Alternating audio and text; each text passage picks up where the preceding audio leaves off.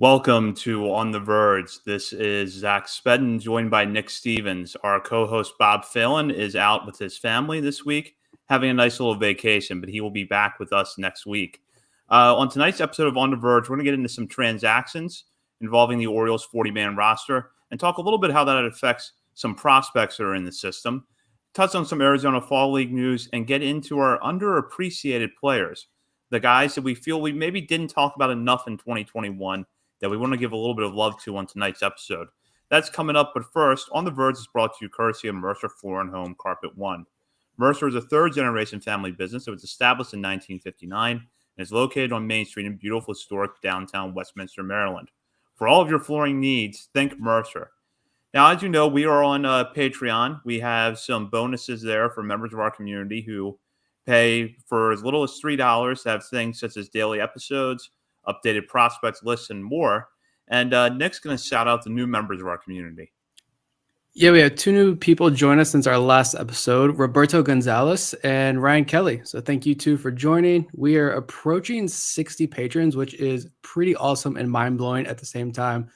Thank you all. And yeah, like Zach mentioned, as little as $3 a month, we're doing daily podcasts right now throughout the off season as well. You can get daily recaps of how prospects did in 2021 from other websites, but we're the ones that watch these guys and can provide a little bit better analysis. So come join us. $3 a month. That's it. Come hang out. Yeah, we would love to have you over there, and thank you to all of our patrons for their continued support. So we'll get into some transactions that the Orioles have made over the last few days, outwriting several players off the 40-man roster. One of them was infielder Pat Vallejo, who we discussed a little bit last week when we talked about players that could be non-tendered. But also outrighted off the 40-man roster were pitchers Thomas Esselman and Connor Wade, along with catcher Austin Wynns. And then it was announced tonight on Monday that all four of those players have elected free agency now that they are off the 40-man roster. So I guess where we'll start with this discussion is Wynns, because we know that Adley Rutschman is going to be the Orioles catcher at some point in 2022, but we have questions about who will be joining him behind the plate, whether that's a current member of the organization or somebody brought in from the outside. I'll just start with you, Nick. Or were you surprised that Wynns was let go at this point? No, not really. I mean, I also wouldn't be shocked to see him find his way back on this roster on like a new minor league deal at some point in the offseason.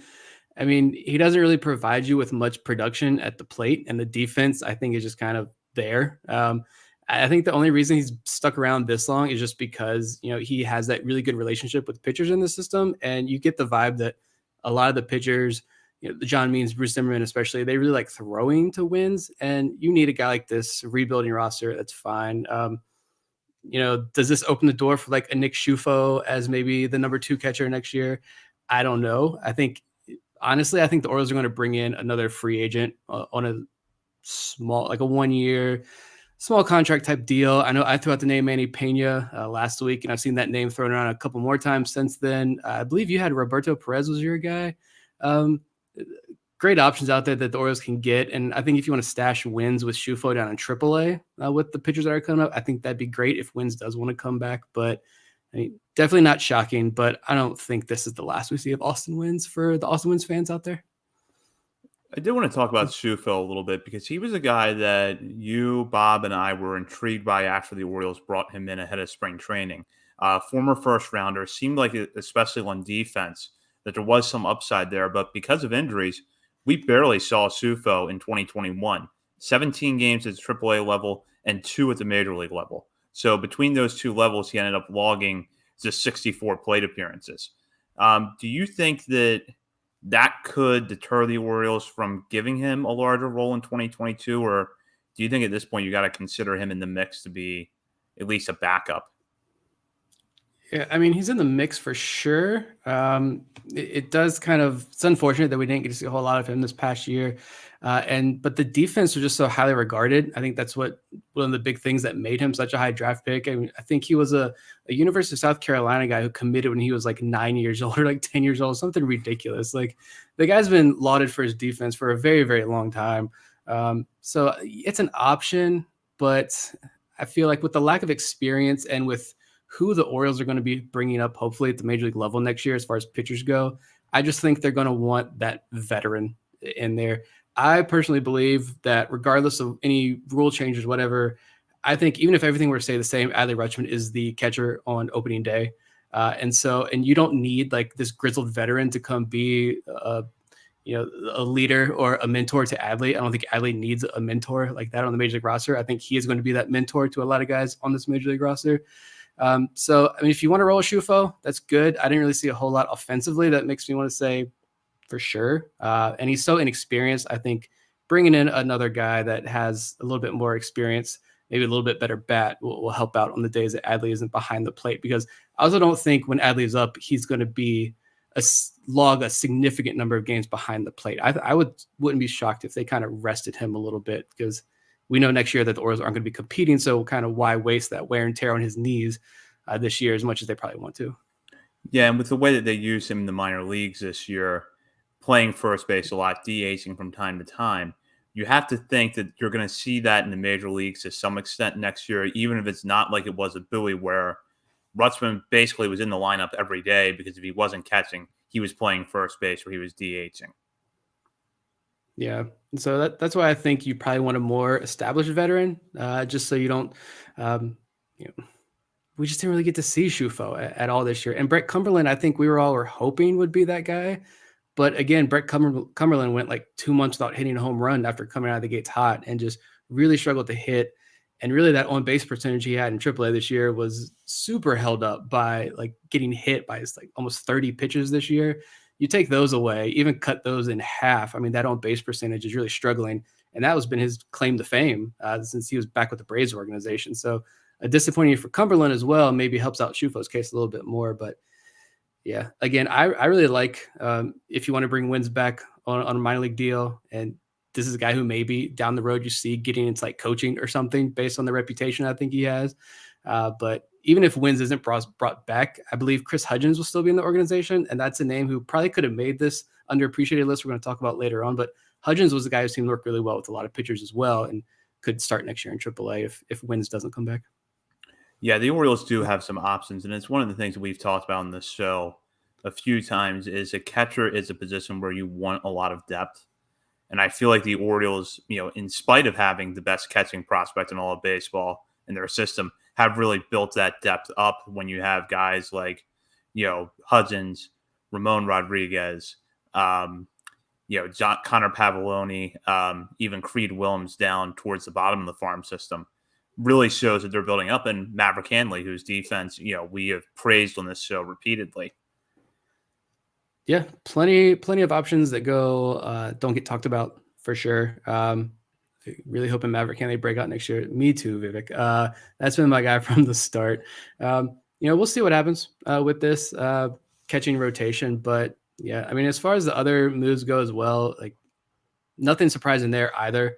But I swear, if Tom Eshelman finds his way back on the roster next year, he has something on Mike Elias, because I don't know why, even as AAA depth, like he's not going to provide you anything whatsoever. But yeah, I mean, best of luck to all of those guys. I hope they continue their careers elsewhere, just not in Baltimore. It's time to move on. I just have this weird feeling that Tom Eshelman is going to be back next year and on the opening day roster. I have no reason to suspect that. I just do. I just have this feeling that it's going to be the 6th inning on the opening day. The Orioles go to the bullpen, and here comes Tom Eshelman in relief of John Means. I can't. I want to make it at least like 2 months into the minor leagues or the regular season next year before I tune out, hopefully a little bit longer. I don't want to tune out on opening day when Tom Eshelman is back on the mound. A lot of off season to go here, but the Orioles clearing some space on the 40-man roster, which is key for obviously bringing in new players, but then also for some of the tough decisions they're going to have to make in the Rule 5 draft, which we actually have a question about that from a listener that we're going to get to in a little bit. But first, we want to talk about some Arizona Fall League news. The big story out of there is that Kyle Stowers has left the Arizona Fall League due to a minor back issue. Rock Cabato reported this over at MASN a few days ago. Seems like it's definitely a precautionary move, as Rock notes that Stowers is, this move helps make it certain that Stowers will be ready for spring training. Didn't get a lot of time out there, but I think as we talked about a lot, it didn't necessarily seem like he had much to prove after the 2021 season that maybe this was just a way for him to face the most advanced competition that you can possibly face in any postseason minor league. Stowers, unfortunately, is not going to get that opportunity, but the good news is that at least so far, it doesn't look like it's a serious injury. Yeah, I think that's the best thing is that it seems like it's just, like you mentioned, just a precautionary move for Stowers. I just think that, it was a long season. He played across 3 levels. We saw the massive power numbers. We know that huge, massive cut that he has at the plate. I was shocked he was even sent out to Arizona just because I didn't imagine we'd see any real top prospects go. But I guess maybe, keep the good vibes rolling with Stowers so we can roll that right along the spring training and hopefully compete for an opening day roster spot. But at this point, like, just go home, prepare for 2022, come out fresh. I really don't think there's anything to be concerned with at all here. And I've been listening to a lot of other stuff and reading some other articles and such over the last couple of weeks since the Arizona Fall League started. And actually, there's been a lot of talk of how the pitching is kind of down. I think it's typically on the tad weaker side in the Arizona Fall League. The hitters are always much more advanced than the pitchers over there. And especially after this 2021 season, a lot of these guys they have to be gassed at this point without having that 2020 season. And so there's just a lot of talk about when you're looking at like the offensive performances from these guys, that combined the pitching caliber mixed with, the air out in Arizona. It's very easy for guys to pad their stats, put up big numbers. Do you really want to risk further injury with Kyle Stowers if he's not going up against maybe the truly elite pitchers this year in the AFL? So I think it's great. Just bring him home and let's start fresh next year. Yeah, and Stowers, I think, kind of faced a twofold issue, not only just coming off the pandemic, but he played, if you count the 3 games that he got into in the Arizona Fall League, 124 games this season across 3 levels of the minor league plus 1 postseason league. That's a lot of time for a guy who has not played a full season of pro ball up until this year. Yeah, it was a 2019 draft pick. So he had half a season there in the lower levels of the minor league and then nothing in 2020. I mean, he was at the alt site, I believe, but still, like, that's not a full minor league season. So I think, yeah. And that swing is just so massive. Like, I'm surprised we didn't see anything sooner, to be completely honest. He's not an injury risk guy, I don't think, but luckily it was nothing too serious. I haven't seen anything though about if he's getting replaced, because I would imagine obviously the Orioles would get to send someone else out there. And I was thinking it might be someone who's already in Sarasota, so they're already playing and they can put them on a plane and send them out to Arizona. But I haven't seen anything on that front yet, so I'm not sure. Yeah, I haven't either, and I don't know if we should expect something there, but I agree with you that you're probably looking at an outfielder that's already in Sarasota, is already having their season extended. So rather than, stay there and do drills at the complex, they're going to go out to Arizona for a few weeks, maybe get into a few games. Yeah. At least Yusniel Diaz looks good out there. So there's at least one positive from out there in Arizona. I know I'm looking up today, kind of midstream here. It was 15-16 was today's score. Mesa lost, and the pitching gave up 14 combined runs. And Logan Gillespie, Connor Lopridge, and Nick Vespi were part of the trio that pitched today for Mesa, who gave up those 14 runs. So kind of a rough night on the pitching front. But I want to get some takes from some people who were there, because box score watching at this point, the Arizona Fall League is not giving us too much information. No, not at all. I mean, I know there has been some coverage there. Keith Law wrote a piece last week, I think, criticizing the robo-ump experiment that's going on, saying that it has created a strike zone that is tilted in advantage of the hitters. But beyond that, we're kind of relying on general reports and then some clips on social media. We do get the occasional good video clip. So Sim contribute asking when the Arizona Fall League ends. It will end sometime early November, I believe, is normally when it ends. Yeah, I think there's just a couple more weeks left. The All-Star game should be soon, and that one is televised. So hopefully some Orioles guys get on that list. And then the championship game will be televised as well. And that's a coin flip. Who knows who's going to make that? Who knows what the rosters are going to look like by the end of the year?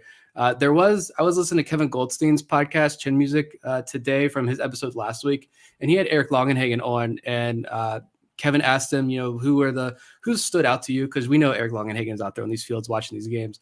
And he just kind of threw out name, a broad question, who's impressed you out there? And Longenhagen did throw out the name of Logan Gillespie, who his first outing was 2 1/3 innings, 5 strikeouts, no hits, no walks, no runs, a great outing. He got roughed up today, but Longenhagen really loved the fastball. He said he has 2 distinct fastballs, can run up to 97 miles per hour. I think we saw 98 or 99 at Bowie earlier this year. So just the fact that Longenhagen took the time to throw out a reliever like Logan Gillespie in that segment, I think says a lot and piques my interest going into 2022. Yeah, absolutely. Especially when he's coming off a season where we saw the strikeout numbers take a significant uptick from what we had seen of him in prior seasons in the Brewers system. Yeah, and he mentioned specifically like he has a unique trajectory. Like this is a guy who's cut from the Brewers and the Orioles brought him in late, so this is probably why he's out in Arizona. But Gillespie's no slouch. I mean, this wasn't just some random reliever the Orioles brought in. You meant the strikeouts. He wasn't a big strikeout guy before he joined the Orioles organization, and now he is. So this is a guy who could start next year in AAA and possibly see some innings at the major league level next year. Yeah, exactly. It would be really interesting to see him break through. We'll move on to a listener question that we have here before we get into our underappreciated player segment. This comes from @Orioles Statistics on Twitter. Where do you see Sedlock and Blaine Knight fitting into a future Orioles team? Perhaps this is already part of your underappreciated talk, but I'm just curious to hear about their trajectory after starting their careers with high expectations, hitting roadblocks, and now bouncing back. Talking there, of course, about Cody Sedlock and Blaine Knight. Sedlock is a guy that is former first rounder, battled a lot of injuries in his career. Looks good in 2021, though. Blaine Knight really struggled with high A Frederick in 2019. Seemed to be written off to a certain extent coming into this year, but then looked particularly good at Aberdeen and Bowie, and then had a good run at Norfolk before I think he just tired out a little bit. Just to address the one part of this question, neither of those players was on our underappreciated list, but we do want to talk about them here for a few minutes. So, Nick, thoughts on that question? Yeah, these are 2 guys that I'm thinking a lot about.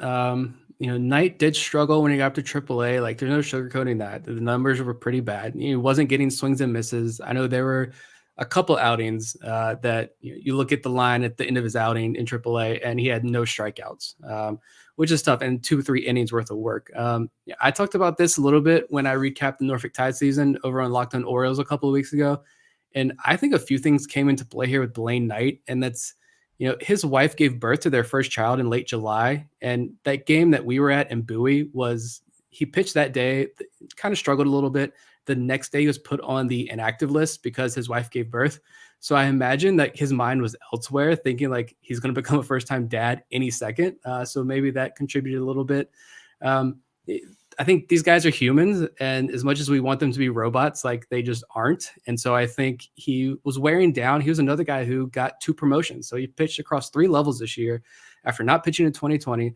The body broke down, and then he has this newborn baby on top of that. And like, as a dad, I'm going to give him the benefit of the doubt and say that I'm not going to hold his AAA experience against him.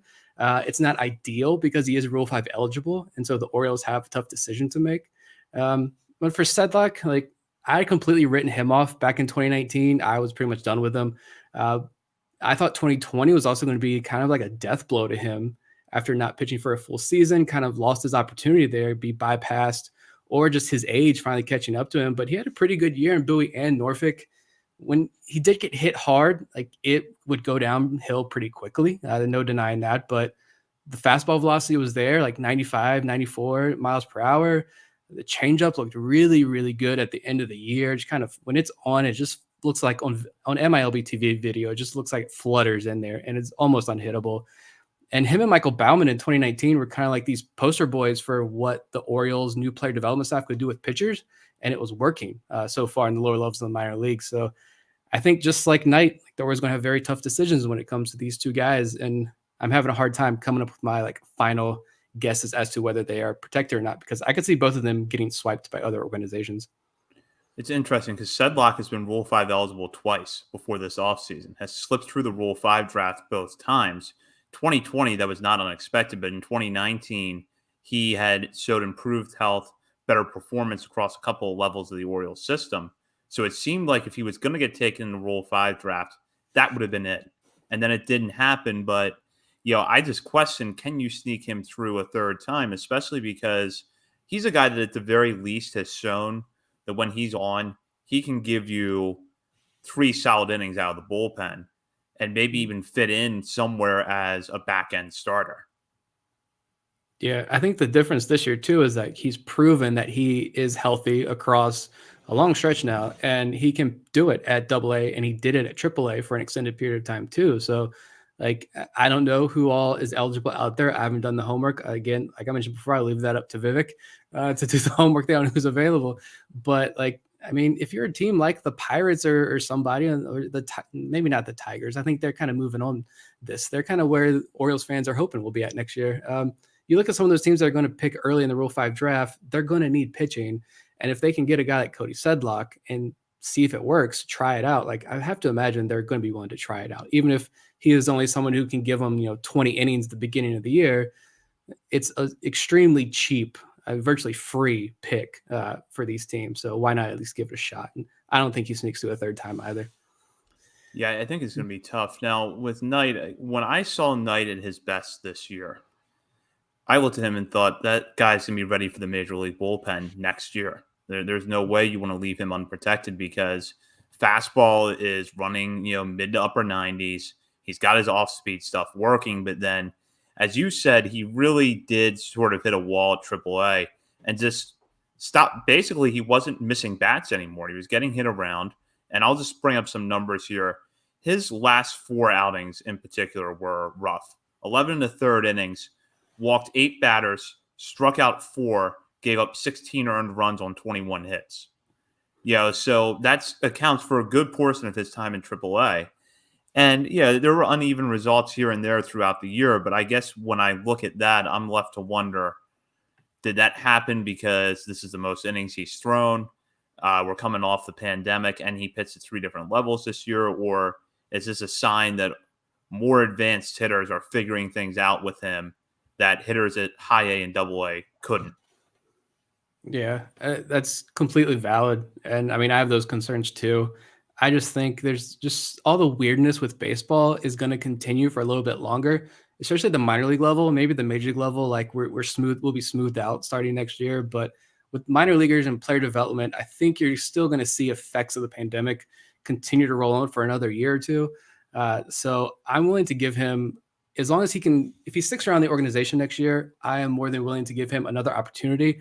But I do agree that I don't think the leash is going to be very long on Knight because he's pretty much reached the point where either you're going to miss those bats at the AAA level against more advanced hitters, or maybe this was it. This was his wall, and this is as far as he's going to go. But I'll give him one last shot to try to prove it, as long as he sticks around. But I can also see another team looking at what he did in AA this year and saying, I really like that. I want to take a flyer on him.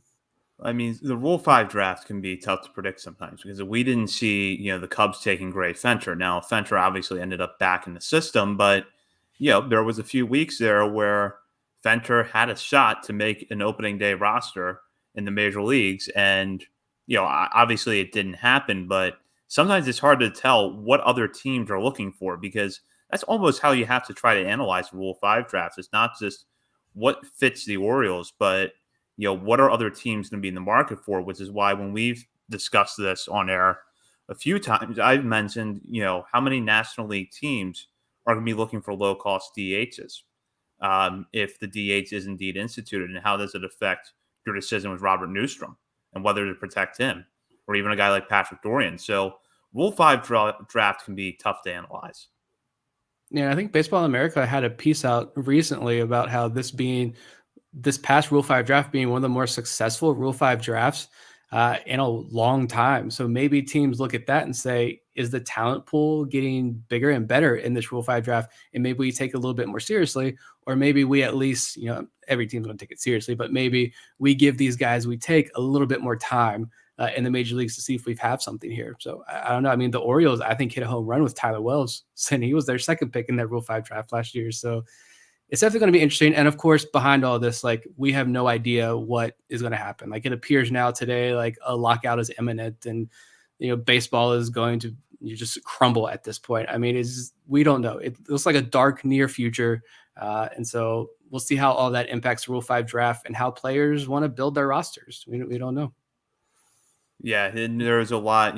Nick just mentioned this. The AP reported today that there is a lot of difficulties that going on in the negotiations, and it looks like more likely than not we're going to have a work stoppage because the CBA is not going to be renewed or reworked before the December 1st deadline. But yeah, we've got a few weeks here to figure out where that's going to go. But that throws a wrench into a lot of things this offseason.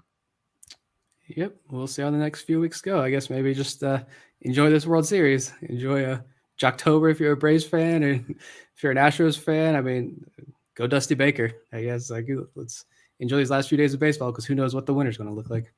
Yeah, exactly. So we'll move on now to our underappreciated players list. And admittedly, the criteria for this is kind of subjective.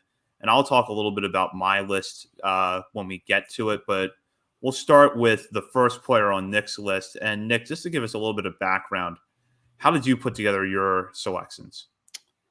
So it's just kind of thinking about topics we could talk about for this episode, and for like a minor league podcast, we're running pretty dry here. We need some news to talk about, and I just thought like an underappreciated team. I thought originally like an underrated team, but then I was like, no, underappreciated. Kind of like I like that idea better. Guys that had good seasons. We're not saying these guys are future major leaguers. We're not saying like they're underrated even. They're like guys that are going to surprise us and become, huge top 30 prospects in the future. That may never be the case, but guys that grinded throughout the minor league season, they had good years, but, no one talked about them. We never really got a chance to highlight them. Maybe we even overlooked a few of these guys. And I think just a few names popped up in my head. I had about 15 names, but I whittled that way down for the podcast. The first name I thought of was Christopher Sespatis. I know we have mentioned that name a couple times, but this is a name that I just feel like I loved watching this guy crush baseballs all season long. And apparently, like, I was one of the few people who did, because his highlights on our social media accounts just got like no love this season. And that made me sad. But he's an older guy, right? Like 5 seasons he spent when he was with the Cleveland organization. I'm not going to be able to get used to saying Guardians. When he was with the Cleveland organization, he was 5 years in the DSL or the Arizona League with them. No 2020 season. So that's 6 years since being signed that he was not in full season ball. Comes out in Delmarva, low batting average. He only hit 232 with a 301 on base percentage, but the home run power was there. He hit 15 home runs on the total this year, got promoted to high A, hit well in high A, raised the batting average like 30 points when he got promoted to Aberdeen. And he already got a contract for 2022, along with Nick Vespi and Felke Peralta right after the season. So there are a lot of outfielders in the system, a lot of younger outfielders, guys with higher ceilings. This is clearly a position of like extreme depth and talent here in Birdland. So I think for the Orioles to go ahead and just lock Cespedes down again for 2022 speaks volumes about what they think about him. And so I'm excited to see what he can do in Double-A next year, because what if? Like that's the thing with these minor leaguers. They're all lottery tickets. It's what if he hits well in Double-A? What kind of conversation are we going to be having about Christopher Cespedes this time next year? Yeah, I agree. It's good to have that kind of depth at the upper levels of the system. And we know that Cespedes is probably going to be a Bowie next year in maybe some sort of reserve type role, playing a few days a week. But when he's locked in, he hits the ball hard. That power is legitimate. And I think it was Eric Longenhagen who had noted his exit velocities coming into the season is kind of making him a player to watch. And we saw that, especially when he got to Aberdeen. I thought it was interesting that how much better he got when he went to Aberdeen. And I don't know what was behind that, but he was definitely a much more complete hitter at the high A level this year than he was at the low A level. Yeah, the power, and it was kind of like with Kyle Stowers moving from Double-A to Triple-A. Same kind of thing with Christopher Cespedes. Yeah, the power may not have been there as much as it was at previous levels he played at, but he became a more well-rounded hitter, more singles, more doubles, higher on base, higher batting average. And so I really like seeing that. This isn't a guy who hit, barely hit 200 when he went to Aberdeen with 8 home runs. Like that's what I would expect of Cespedes, but he hit a lot better than that. So I just think shout out to Christopher Cespedes, and he deserves a round of applause. And clearly the Orioles like what they saw in him this year, and he'll be back next season. Yeah, in putting together my list for this, I tried to figure out who did I not include in our final segment a lot, where we would talk about guys outside of our top 30 that we thought were playing well. because you can make a case that TT Bowens belongs on our list, but I didn't include TT Bowens on mine because I think I picked TT Bowens for that segment 3 or 4 times.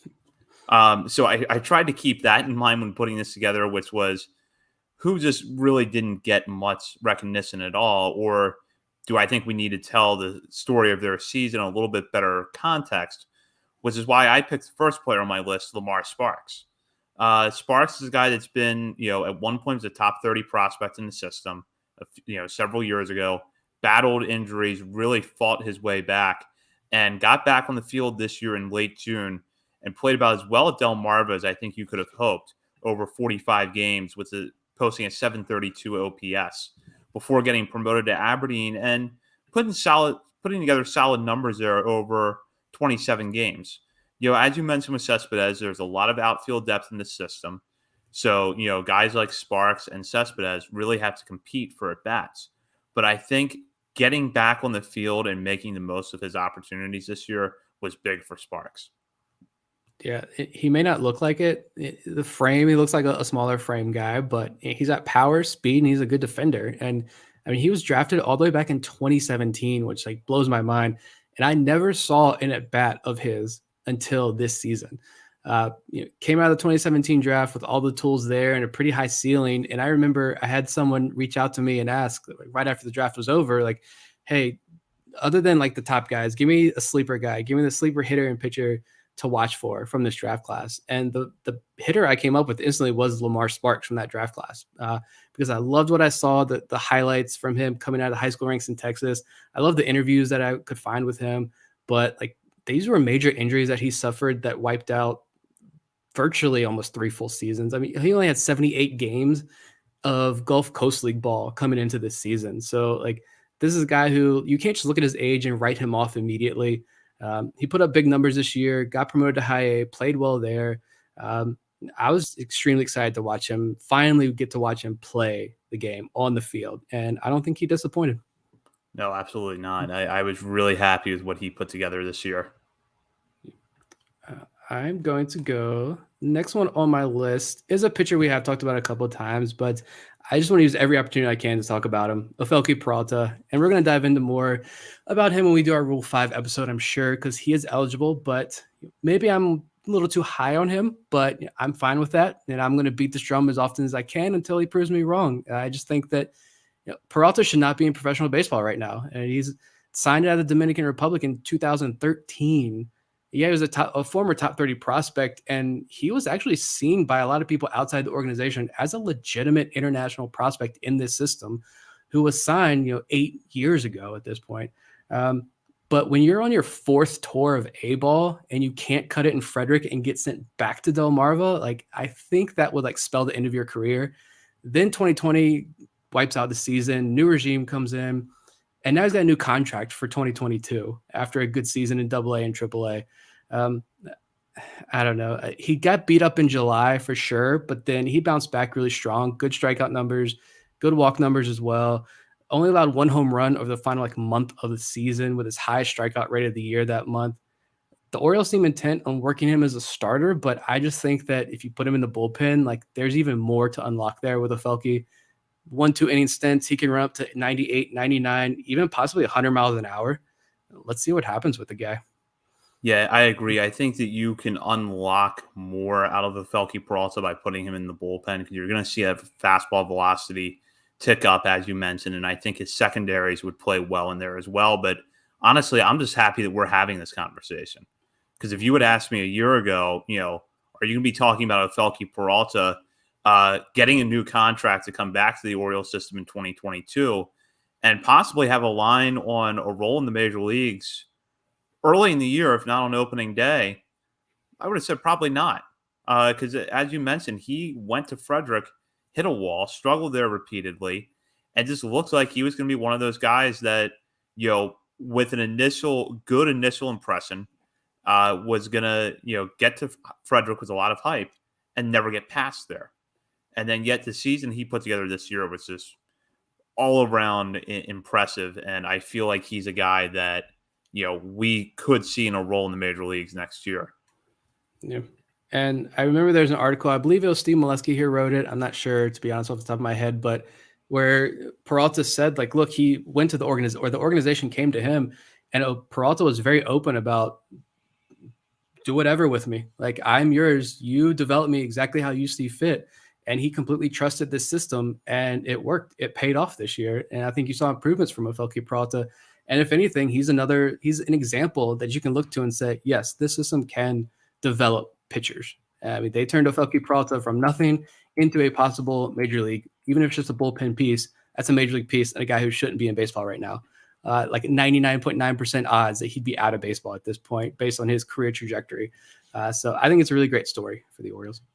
So Vivek asks here, is there a Jorge Lopez comp for Felke Peralta? Maybe start, but better in the bullpen?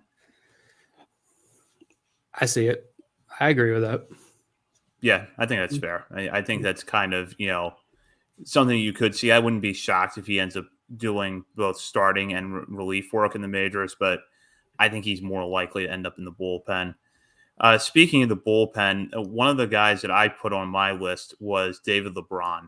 And the reason that I wanted to talk about LeBron was that this is someone that between the two highest levels in the minor leagues pitched a lot of innings this year and struck out a lot of batters. 73 and a third innings between Bowie and Norfolk, picked up 106 strikeouts. Now, that came with 43 walks. But when I think you look over the balance of the season, he was generally one of the more reliable relievers, particularly in that multi-inning type role that the Orioles were really relying on for piggybacking.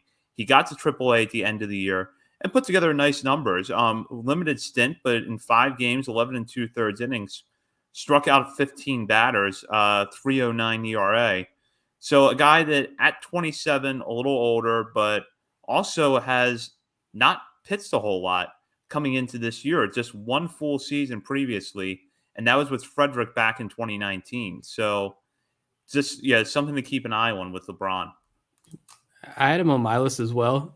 He didn't make my final cut for the show, but a reliable bullpen arm for Bowie. I know we had a lot of people comment in previous episodes as well throughout the season. Like, it was very obvious that the Bowie bullpen struggled this season, but LeBron was pretty reliable and consistent. Him and Diogenes Almingo was another guy that I was going to throw up there, but 2 reliable arms out of Bowie's bullpen. The high strikeout rate continued in Norfolk.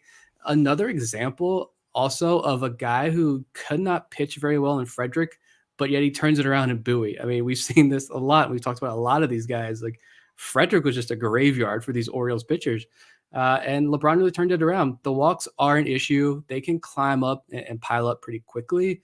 And I don't believe he's a big velo guy. I want to say he's like 91, 92 miles an hour with the fastball from the right-hand side. So, but there's a lot of swing and miss stuff there. You mentioned the strikeout totals. If he can just find the strike zone consistently, I wouldn't be shocked to see him up in the major leagues. Even if it's just one of these cup of coffee guys and the Orioles have to move on, he's going to get an opportunity, I think. And I believe it was the Rangers, but Michael Elias traded for him. I think it was international slot dollars, or this is some money that they sent over to Texas, I believe. But this is a Michael Elias guy that he targeted. So keep that in mind as well. Yeah, picked up in a trade February of 2019. There you go. So I would just keep him in mind. Next list, I don't know if we ever mentioned this pitcher once on the show all year, but it's Jake Prezzina, who spent most of the time in Aberdeen. Literally no one talked about Jake Prezzina all season, and we probably should have done a better job of hyping him up as well, but this is why he's on our list.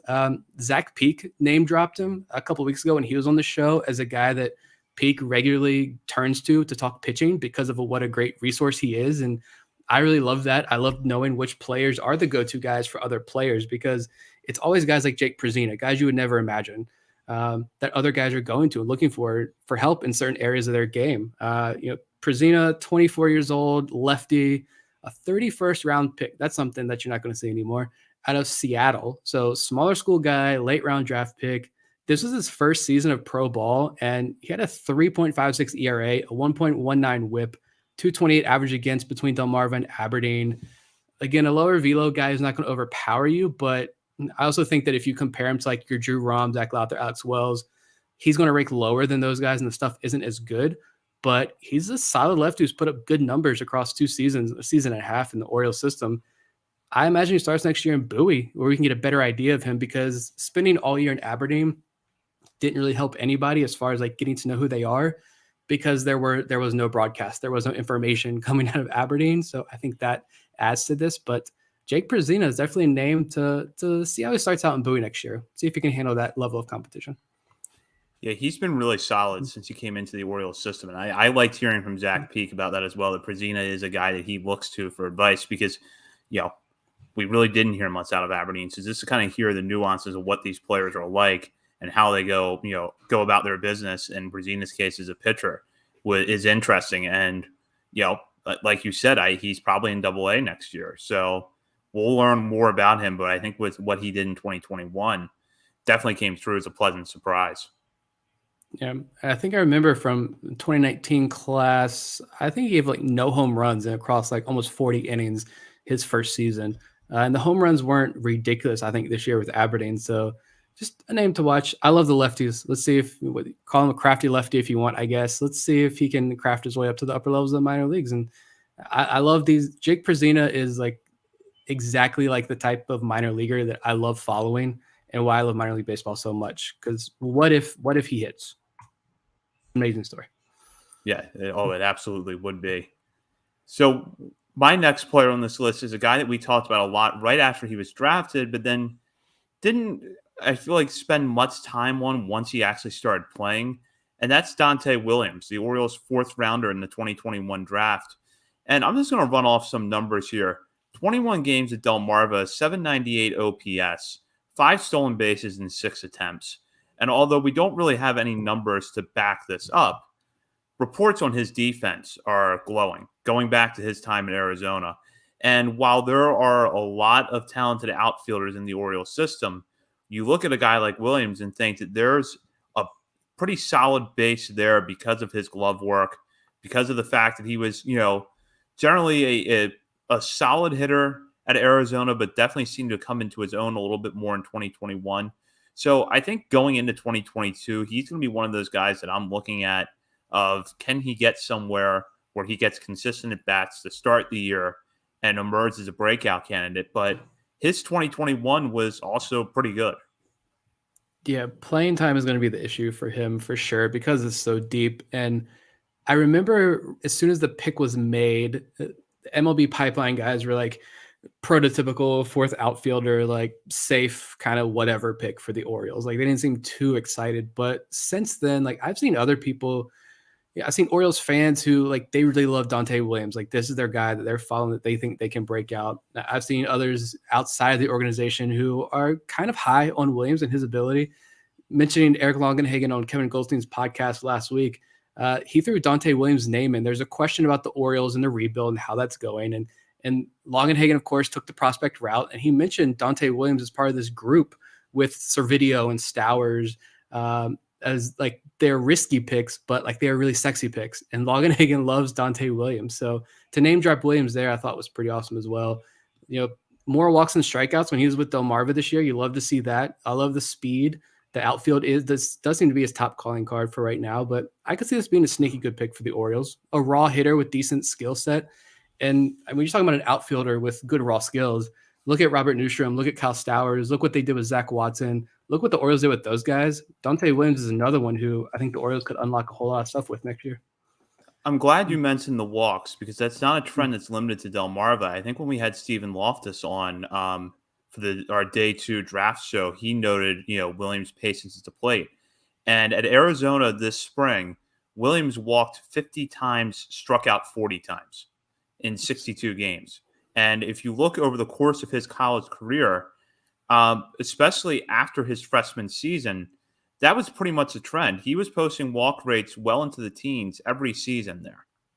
And then, in that shortened 2020 pandemic season, at the time that the college baseball season stopped, his walk rate was over 20%. So this is a guy that has a well-established track record in college of being a patient hitter, and he brought that into pro ball this year. Yep. And I mean, that's Pac-12 competition. So, I mean, this isn't some small school guy who was facing like really bad pitching. That's Pac-12. He's facing a lot of really stud pitching staffs over there on the West Coast. So, love to see that. Again, like I said, could be a sneaky pick. We'll see if he can crack these lineups. That's That's what I'm anxious to see. How do the Orioles get all these outfielders playing time next year? But I'm going to go the next guy on my list. I'm going to go back to pitching, and I'm going to go with Jake Lyons, a guy who kind of overlooked early on in the year, but then the numbers started piling up, and he got close to this promotion to high A. He's a 6'5", 280 pounds. That's what he's listed as. Very big boy, works very quickly. I love games where he pitched because they would go so quick. A Lucas Giolito style delivery out there on the mound, 22nd round pick out of Oklahoma State. He struck out 102 guys across 79 innings between Delmarva and Aberdeen. Closed out the year with 17 strikeouts over his 11 innings he got with the Ironbirds. He only walked 3 when he was with Aberdeen in those 11 innings. Love the stuff. A lot of swinging strikeouts with high fastballs. Hitters just can't catch up to it. I think this is an arm who could be converted into a relief role and move up quickly through the system. High strikeout numbers, easy transition to high A. I think that's why I put him on my list. He was an underappreciated arm in the system all year. I think he deserves some attention heading into 22. And we'll see, kind of like with Felke Peralta and a lot of these other guys, like, do the Orioles go ahead and make that move now in the bullpen? And does that skyrocket him up the system even quicker? This is a good pick because pitchers like him really are a key to building, that talent pipeline of just having arms in your system you can depend on. And I agree with you. I think that he's the kind of pitcher that you could put in a bullpen and really see him start to move quickly. And for those that have not seen it yet, you should definitely check out Lyons' delivery on video because there is a definite Lucas Giolito parallel there. Not that he has Giolito stuff, but the parallel with the delivery is striking and similar mound presence too. Yeah, that's another thing with a lot of these guys in the lower levels of the minor leagues. Like, there's a new confidence brooding among these guys. Your Jake Lyons. We asked Zach Peak about his K strut and Ignacio Feliz in that K strut. There's another name on this list we're going to talk about in a minute who just had a real dominating presence out on the mound, even though he's not a big guy like Lyons is. But Lyons this is a guy who's a sturdy guy. And 6'5", 280, like, you're not going to get beat around pretty easily. And if you need him to go 3-4 innings out of the pen, he can. And I think this guy whose stuff can also play up a lot if you put him in just one inning relief role. So a name I'm excited to watch in 2022. We'll see if he starts. Maybe he starts in high A, but he's an older guy, so maybe a start out of the Bowies bullpen next year. Who knows? Yeah, that's kind of what I'm hoping happens because I would be curious to see how he does there. I'm going to go with another A-ball arm that I think was a little bit underappreciated this year, and that was Griffin Mclarty. Now, real big-time Orioles prospects fans will know that Mclarty is kind of the answer to a trivia question. Who was the first pitcher drafted by Mike Elias in his role with the Orioles? The answer is Griffin Mclarty, 8th round of the 2019 draft. So in that sense, I think he was already somewhat notable coming into this year. But what I find interesting is he's a guy that really had his fair share of ups and downs at Delmarva, went to Aberdeen and was just dominant over the last 6 games of the season. 6 starts, puts together 24 and 2/3 innings with 22 strikeouts against 8 walks. Finishes the season with 91 strikeouts and 81 in the 3rd innings pitched. Guy that throws from the left side. And I think if nothing else, you look at him going out there this year, making 19 starts, appearing in 23 games. He's going to eat innings for you in the minor leagues. And I'll be curious to see if some of the improvements we saw at Aberdeen carry over into 2022. Yeah, I love my CAA guys. He's out of the College of Charleston, so I watched him dominate my alma mater for a couple of years down there when he was in college. And another guy, I'm glad I get to root for him and Kyle Branovich. I'm so glad I get to cheer for them, not against them anymore. He came out, I think, grinded his way through the year and came out looking like an improved pitcher. And I was, to be honest, anxious to see how he was going to perform in high A after that promotion, because you look at the Delmarva numbers and you watch him in Delmarva and there's like high ERA, walk numbers were okay. Like, guys hit him and they got on base at a high clip against him. But he did a fantastic job of keeping guys off base at high A. A small sample size, sure, but he also went a lot deeper into outings, a lot of 5-inning starts over those last 4 or 5 weeks of the season. And that was something that I don't think he did. I don't even think he did it once until like August when he was with Aberdeen. So Mike Elias' first pitching prospect he drafts with Baltimore, at least enters 2022 on a high note. Yeah, exactly. My next guy, let's see what we got next on the list. I have 2 more here. I'm going to go to hitters, and I'm going to go with Andrew Dashbach first. And I know I can't remember who it was, so I apologize, but I know a while ago, like 2 months ago, I think at this point, someone did reach out and was like, "Hey, talk about Andrew Dashbach. I'm intrigued." So we're talking about him now. A guy we overlooked, and he's a first base prospect. He can play the outfield a little bit, which I think is going to help him, but he's a first base prospect, and we know, like, unless you're mashing 40 home runs with a high batting average and huge walk numbers in the minor leagues, like, you're not really going to be seen as a prospect of note. He's never going to crack a top 30 list. He also strikes out an absurd amount, like 35, 36% strikeout rate in AA this year. So that is troubling, but he tapped into that power this season that we were hoping we would see. He's coming out of Stanford. Same draft class as Kyle Stowers and Maverick Hanley when the Orioles drafted 3 Stanford guys. 16 home runs on the year, 8 at each level, good on base numbers, like round 350 combined. There's a stretch there too in Bowie where if you needed a late inning hit or an extra inning hit, like Dashbach was your guy. He had a couple walk-off victories. We'll see what he can do at the next level when he gets up to AAA, but I'll say at least, like, I know there's the interview he had with Paul Mancano before the season started, and he mentioned where he wanted to cut down on the strikeouts, which he didn't quite do, but he wanted to use the entire field more, which he definitely did if you look at his batted ball data on Fangraphs. And he wanted to tap into his power and become a more well-rounded hitter, which I definitely tapped into that power. So, it's you want to see development. And I think, to say the least, Andrew Dashbach developed this year and became a much more better overall hitter. So, again, just like a lot of guys on this list, he's at least entering 2022 on a high note. But now let's see if he can take that next step. When the month of May ended, Dashbach had appeared in 16 games, was hitting 185 with a 612 OPS, and had already striken out 26 times. So he got off to a really slow start this year, but then turned it on, which I think, as you said, is part of his development. And it was good to see that development this year. The other thing I like, too, is that he does give you some versatility. He can play the outfield. And while I don't think you're going to mistake him for a plus defender out there, he can at least move around the diamond a little bit, which gives him a little bit more upside than just the typical first base DH, first base prospect that mashes at AA but doesn't really do much else. Yeah, I am concerned. I like Dashbach a lot, and I kind of get like JC Escara vibes with him, though, because Escara was a guy who I really overlooked the lower levels, but as he started climbing up the organization, I really like JC Escara. I love the power from the left side there. Good defender at first base as well, but he really struggled in AAA. And so I'm anxious to see if Dashbach can make that jump to AAA. At least this season was a good start, we'll say. But yeah, I don't think we really talked about Dashbach. And another guy too, like, his highlights got no love from Orioles fans. Come on, guys. He slugs home runs. We'll see what he does next year, though. Yeah. So I'm going with another position player as well, but it's a guy we just talked about a little bit last week, and that's Ramon Rodriguez, who is out in the Arizona Fall League now. You look at the bat, he appeared across 3 levels this year, put up okay numbers in 54 games. He did hit well at Aberdeen, but that's only a 22-game sample size. Yet when we had Zach Peak on the show, he talked about how much he loved throwing to Ramon Rodriguez this season. I can't imagine that he's alone in that feeling. And it's a bit of an interesting background because Rodriguez was originally drafted by the Dodgers back in 2018, back in 2016, was released in 2020, and then was picked up by the Orioles before this season.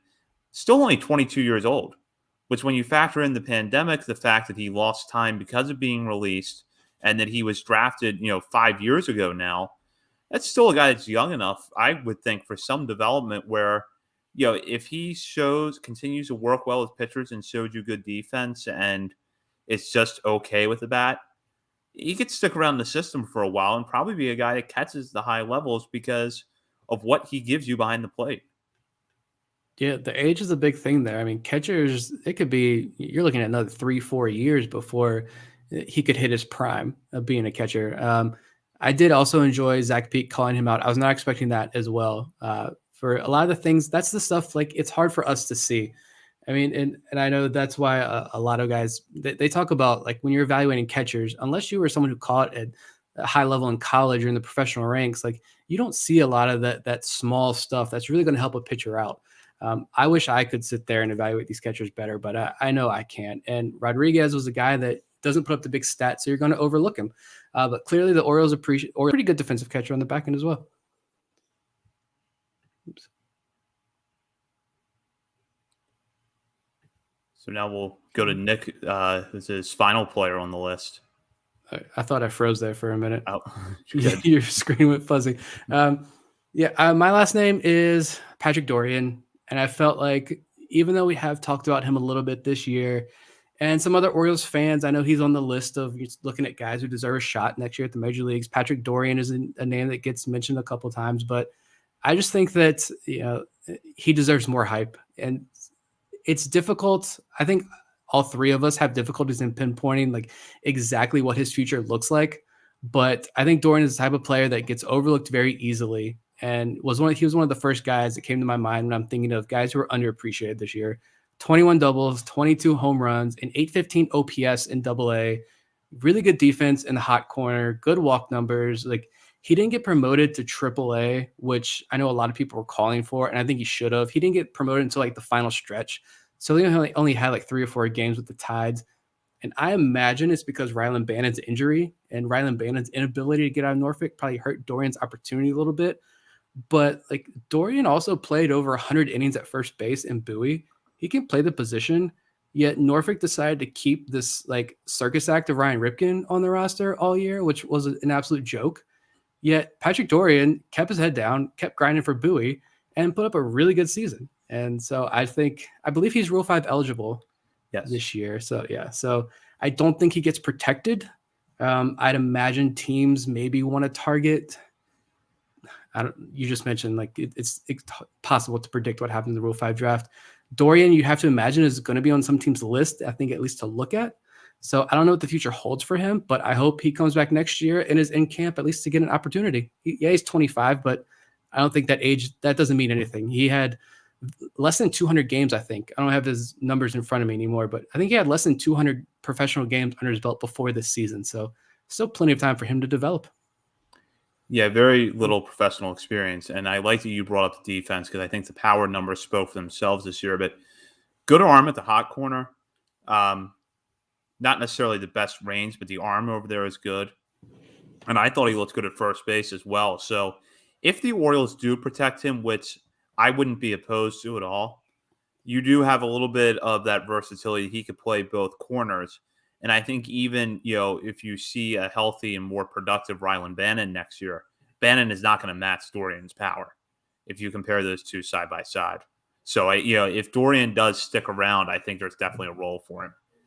Yeah. And I'm mentioning, I don't know, I feel like Kelvin Gutierrez gets a leg up because that defense is so good. Mm-hmm. And if the Orioles are going to prioritize defense over offense next season, especially in infield, then I could see Gutierrez maybe getting another shot. But Bannon wasn't a Mike Elias guy.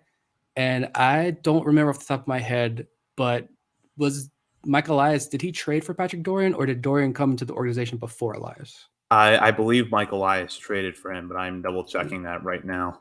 So if he was, I mean, I don't know how much all of that really plays into this. I mean, for Rylan Bannon, if the Orioles think he's a good player, then he's a good player, and they're gonna give him that opportunity. But that's just something else that I keep in mind thinking about it moving forward. Yes, he was a Mike Elias pickup, June of 2019 from the Pirates system. Okay, so yeah, great season for Patrick Dorian, and we'll see if he's around next year, what this roster looks like. My final player is someone who struggled a bit at the end of the year, but for much of the summer had a case as at least the steadiest pitcher on the Verge roster, and that's Houston Roth.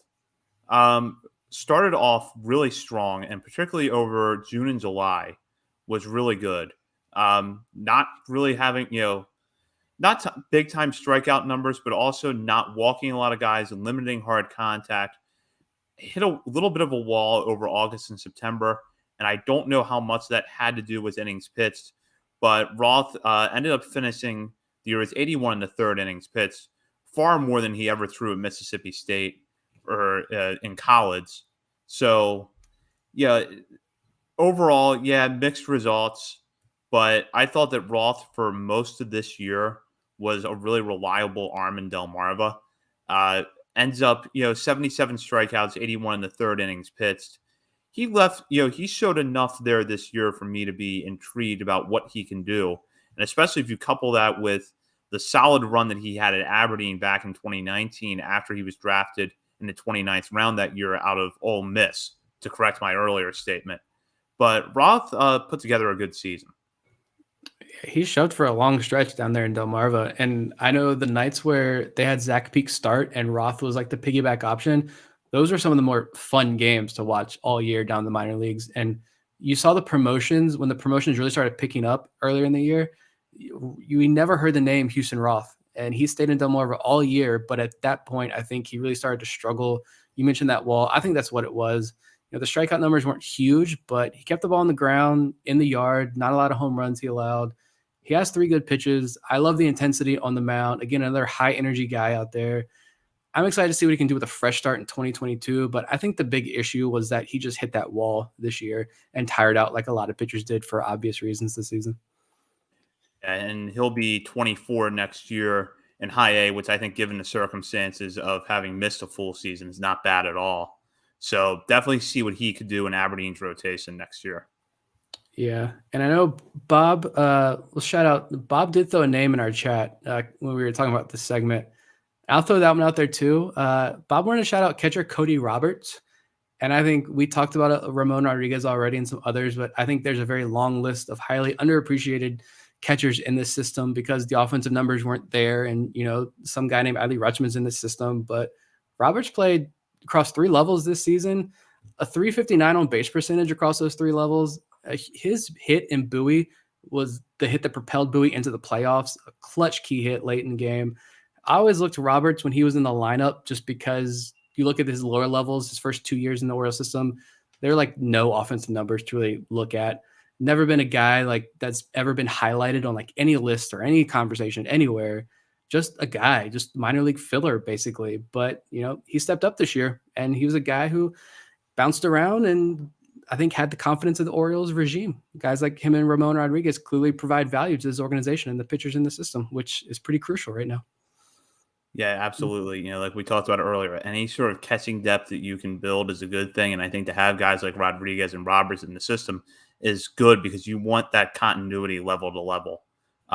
As pitchers move up, you want them to feel like they have a good catcher to throw to at each level of the minor leagues. So guys like Roberts, I think, are really instrumental in that. For sure.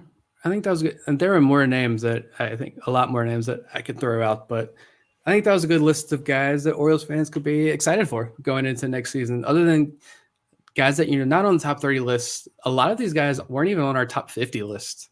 So then that just speaks volumes about how deep this system truly is going into next season. Yeah, completely agree. And I know that Nick and I are looking forward to having Bob back next week. I think Bob is at Disney right now, probably telling Donald Duck how good Gene Pinto is. At least that's what I think that Bob is doing. I don't know. We'll confirm that next week. But hopefully he's enjoying his vacation, and we look forward to having him back. Before we wrap up, Nick, any final thoughts? No, I mean, there's really no news in Birdland, I guess. But I guess we're here. The World Series starts tomorrow night. I mean, throw our preseason predictions out the window. Do you have a final pick now that we know the final 2? I think the Astros win it. I'll go Astros in 6. For obvious reasons, I want the Astros to win. Obviously, this is who we're trying to. We got Michael Eyes here, but I'm gonna have to go Braves. I'm gonna go Braves in 7. I think I have to do that because I have a lot of friends who are Braves fans, and if I said anything different, I don't know if they talk to me anymore. So go Braves. Plus, if Kobe Mayo looks like Austin Riley in a few years as far as a player goes, I'll be very happy. So that is one thing that's been fun with the Braves. For sure. And I want to see the Jock Peterson celebration because the pearl necklace with the red wine after they clinched the World Series was pretty epic. So go Jock Peterson. Yeah, absolutely. So we'll be back next week with Nick, myself, and Bob Phelan.